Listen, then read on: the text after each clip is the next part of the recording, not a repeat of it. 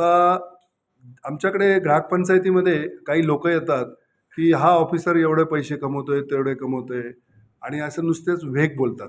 परंतु काही ठिकाणी आहे हा प्रश्न. तर त्या संदर्भामध्ये अँटी करप्शन काय करू शकतं, की एखाद्याने जास्त संपत्ती जमवली आहे पैशापेक्षा, पगारापेक्षा.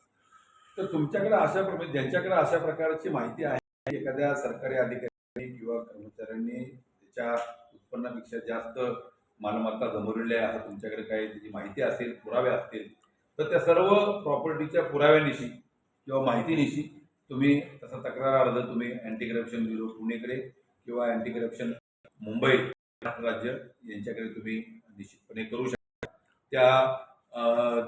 त्या अर्जामध्ये तुम्ही केलेली तक्रार आणि त्या अर्जात जोडलेले तुमचे पुरावे याची कंपॅरिझन करून तेवढे पुरेसे पुरावे असतील तर निश्चितपणे त्या अर्जावरती कारवाई